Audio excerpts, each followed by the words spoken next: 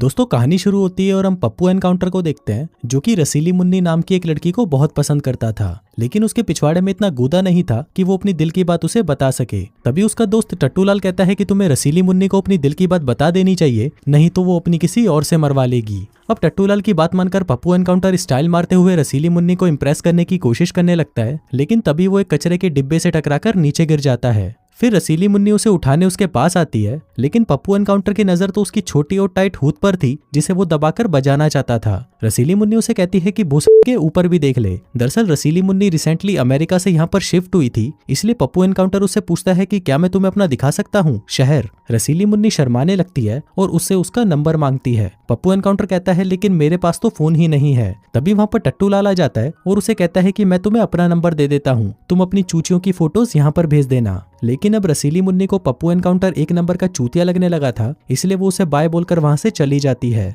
अब पप्पू एनकाउंटर को ये बात दिल पर छुप जाती है, इसलिए वो घर जाकर अपनी माँ से कहता है कि मेरा बर्थडे आने वाला है, इसलिए मुझे 20,000 रुपए चाहिए। तभी उसकी माँ उसे 20 रुपए देती है और कहती है कि तेरी औकात के हिसाब से इतने काफी हैं। इसके बाद पप्पू एनकाउंटर भागते हुए एक रेस्टोरेंट में जाता है जहाँ पर वो एक चौकीदार का काम करता था, लेकिन वो काम पर लेट पहुंचा था तो उसका बॉस उसे कहता है कि भोस के टाइम पर काम पर आया कर, नहीं तो मैं तेरी गांड में डंडा डाल दूंगा। फिर काम करके घर जाते वक्त जब पप्पू एनकाउंटर अपने बॉस से सैलरी मांगता है तो उसका बॉस उसे 100 यूरो निकालकर दे देता है। पप्पू एनकाउंटर इतने पैसे पाकर बहुत खुश था, लेकिन तभी उसे पता चलता है कि वो नोट तो नकली है। इसके बाद पप्पू एनकाउंटर एक दुकान पर फोन खरीदने जाता है, लेकिन उसके पास सिर्फ 30 ही यूरो थे, इसलिए दुकानदार भी उसे एक फकीर समझकर उसे काफी पुराने से फोन दिखाने लगता है। लेकिन पप्पू एनकाउंटर को उसमें से कुछ पसंद नहीं आता। आखिर में वो दुकानदार पीछे से एक डिब्बा निकाल कर लाता है जिसमें एक अजीब सा लाल फोन पड़ा हुआ था जिसके 2 सींग निकले हुए थे। अब उस फोन को देखते हुए पप्पू एनकाउंटर दुकानदार को सारे पैसे दे देता है और उससे वो फोन ले लेता है, लेकिन बाद में उसे पता चलता है कि वो फोन तो चलता ही नहीं। फिर पप्पू एनकाउंटर जब अपने पैसे वापस मांगता है तो दुकानदार उसे कहता है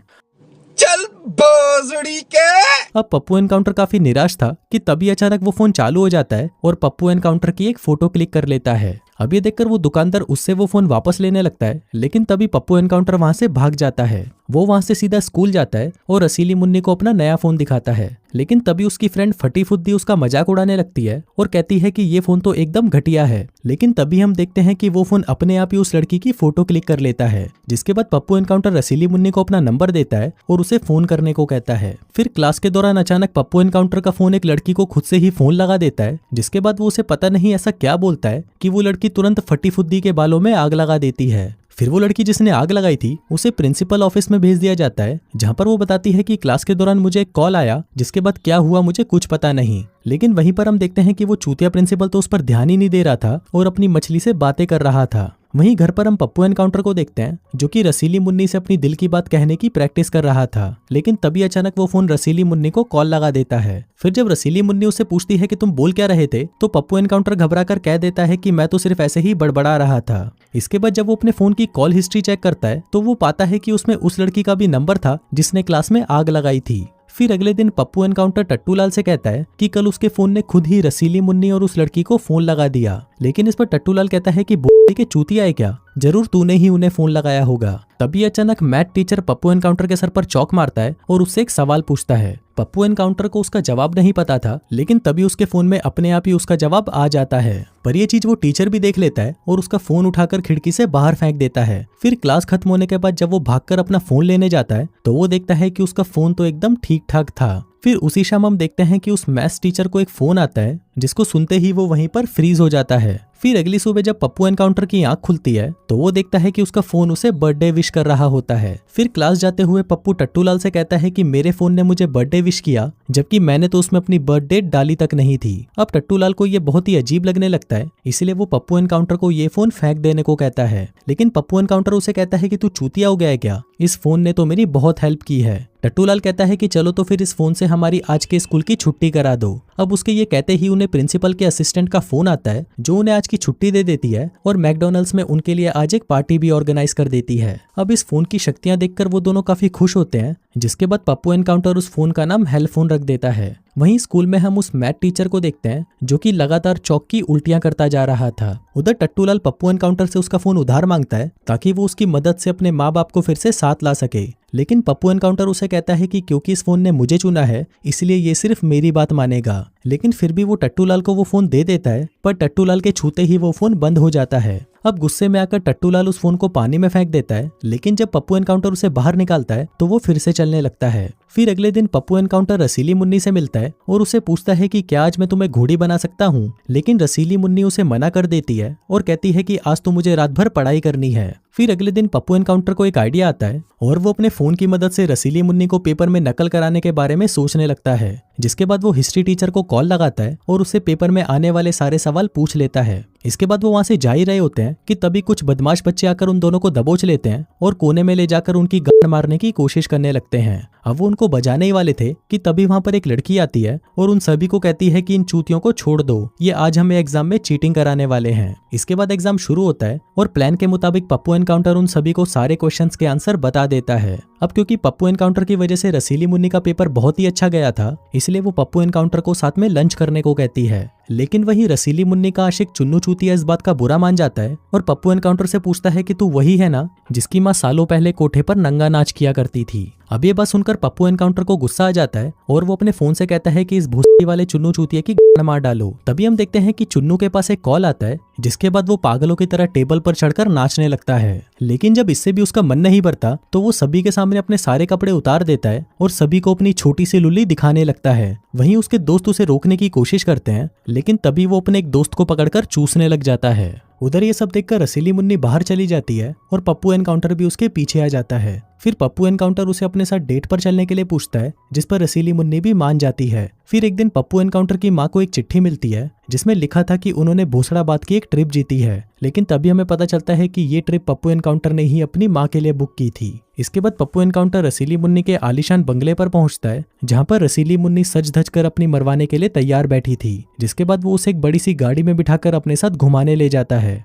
वहीं हम चुन्नू चूतिया और उसके दोस्तों को देखते हैं, जो कि सोच रहे होते हैं कि कोई तो सभी को फोन लगाकर उनसे अजीब अजीब हरकतें करवा रहा है। तभी पप्पू और रसीली मुन्नी जब वहां से निकलते हैं तो चुन्नू को पता चलता है कि ये गाड़ी तो उसके बाप की है। इसके बाद थिएटर में मूवी देखते वक्त पप्पू एनकाउंटर रसीली मुन्नी को हेलफोन के बारे में सच बताने की कोशिश करता है, लेकिन तभी वो देखता है कि वो तो अपना फोन गाड़ी में भूल आया है। इसके बाद जब वो फोन लेने के लिए बाहर जाता है तभी वहां पर चुन्नू चूतिया और उसके दोस्त आ जाते हैं और पप्पू एनकाउंटर को कुत्ते की तरह मारकर और वो गाड़ी लेकर वहां से चले जाते हैं। फिर जब वो वापस अंदर जाता है तो रसीली मुन्नी उससे पूछती है कि क्या हुआ। इस पर पप्पू एनकाउंटर उसे सब कुछ सच बता देता है। कहता है कि उसने वो गाड़ी चुन्नू चूतिया के बाप से उधार ली थी क्योंकि वो एकदम फटीचर और भिखमंगा है, लेकिन रसीली मुन्नी को इससे कोई फर्क नहीं पड़ता क्योंकि अब वो पप्पू एनकाउंटर को पसंद करने लगी थी। उधर चुन्नू चूतिया और उसके दोस्त गाड़ी में घूम रहे थे कि तभी पप्पू का फोन बजने लगा। वहीं एक लड़के ने फोन उठाया और वो उसी वक्त चलती गाड़ी से कूद गया। वो बच तो जाता है, लेकिन तभी एक ट्रक आकर उसे कुचल देता है। वहीं फिल्म खत्म होते ही रसीली मुन्नी और पप्पू एनकाउंटर को पुलिस पकड़ लेती है क्योंकि चुन्नू चूतिया ने उस पर इल्जाम लगाया था कि ये बछड़ी वाला अपने फोन से सभी लोगों को हिप्नोटाइज करता है। वहीं जब पुलिस वाला उनसे सवाल पूछने लगता है तो वो फोन पुलिस वाले को ही कॉल लगा देता है। फिर जब पुलिस वाला अपना फोन उठाता है तो वो मुस्कुराते हुए पप्पू एनकाउंटर को उसका फोन वापस कर देता है। फिर जाते वक्त पप्पू एनकाउंटर को पता चलता है कि उसका चूतिया बॉस जो उसे हमेशा परेशान करता था, उसने अपने आप को खोलते हुए तेल में तल डाला। अब ये देखकर पप्पू एनकाउंटर परेशान हो जाता है और उस फोन से पूछने लगता है कि उसने ऐसा क्यों किया। तभी वो फोन उसे जवाब देता है कि अब वो पप्पू एनकाउंटर से प्यार करने लगा है। अब ये सुनकर वो भागते हुए टट्टूलाल के घर जाता है, लेकिन घर पर टट्टूलाल की छिनाल माँ उसके साथ मजदूरी करने के लिए उसके पीछे पड़ जाती है। लेकिन तभी टट्टूलाल उन्हें देख लेता है और पप्पू लाल के मुंह पर एक चमाट लगाकर उसे वहां से भगा देता है। बाहर आते ही पप्पू एनकाउंटर खुद ही उस फोन को तोड़ने की कोशिश करता है, लेकिन उस फोन को कुछ नहीं होता। जिसके बाद वो परेशान होकर उस फोन को एक गड्ढे में फेंक देता है। उधर बचे हुए बाकी लोग रसीली मुन्नी के घर जाते हैं और उसे बताने लगते हैं कि उस फोन की वजह से काफी अजीब अजीब चीजें हो रही हैं, जिस पर रसीली मुन्नी कहती है कि ये सब पप्पू एनकाउंटर नहीं बल्कि वो फोन खुद कर रहा है। वहीं कुछ लोग पप्पू एनकाउंटर के घर पहुंचते हैं, जो कि उसका फोन उस गड्ढे से बाहर निकालकर उसे देने आए थे। फिर कुछ देर बाद टट्टूलाल भी वहां पर आ जाता है और ये दोनों साथ मिलकर इस फोन से पीछा छुड़ाने का प्लान बनाते हैं। लेकिन तभी वो फोन पप्पू एनकाउंटर को ही फोन कर देता है और उसे कहता है कि उसका अगला शिकार रसीली मुन्नी है। अभी सुनकर वो भागते हुए रसीली मुन्नी के घर पहुंचते हैं और देखते हैं कि रसीली मुन्नी अपने माँ से ही लड़ रही होती है। वहीं वो दोनों मिलकर उसकी माँ को बेहोश कर देते हैं, जिसके बाद रसीली मुन्नी उन्हें बताती है कि बाकी के सभी लोग मारे जा चुके हैं। अब वो लोग मशीन से उस फोन को तोड़ने का फैसला करते हैं,